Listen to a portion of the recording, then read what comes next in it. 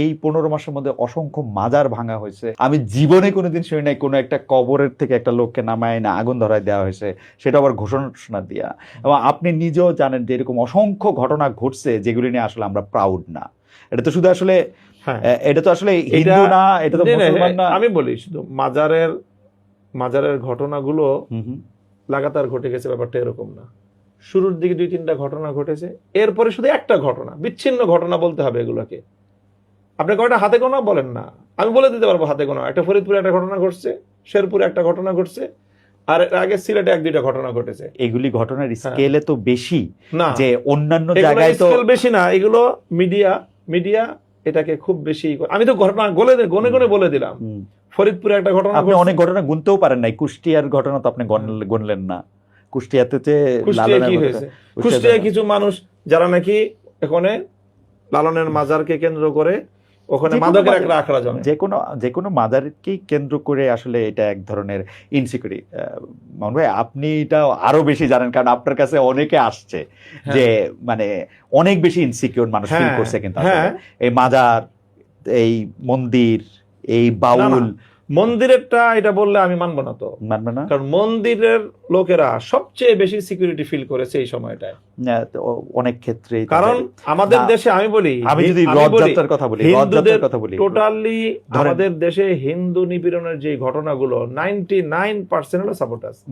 এবং এটা যারা ক্ষমতা, যারা দখলদারিত্ব করে, চাঁদাবাজি করে, মানুষের সম্পদ দখল করার যে ধান্দা করে, এরাই মানে যেখানে যেই ভাবে সুযোগ সন্ধানী তারা সেভাবে করে।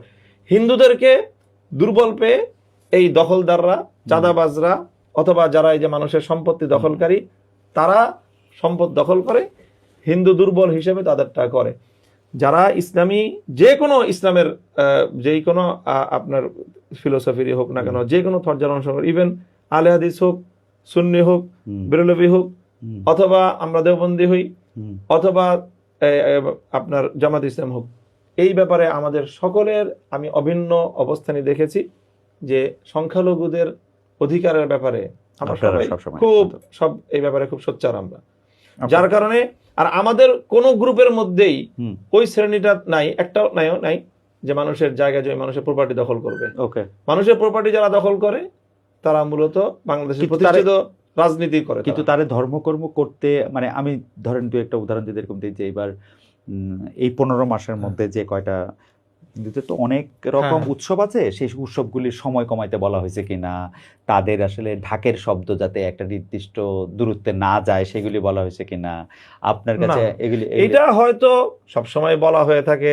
কখনো তারা মসজিদ আর মন্দির যখন কাছাকাছি, তারাবির নামাজ চলতেছে, ঠিক একই সময়ে জুমার নামাজ চলতেছে, একই সময়ে রথযাত্রা, সেই সময়গুলো এমন কোন অপ্রীতিকর ঘটনা বাংলাদেশে ঘটার কোনো সুযোগ নাই। কারণ হিন্দুরা দুর্বল, ওরা তো আর অপ্রীতিকর ঘটনা ঘটতে পারবে না, ভয়ে চুপসায় গেছে কিনা। এরকম কোন আপনি বলেন যে নামাজের কারণে অথবা মসজিদের কারণে তারা তাদের ধর্মীয় উৎসব উদযাপন করতে পারেনি, এমন কোনো ঘটনা ঘটেনি।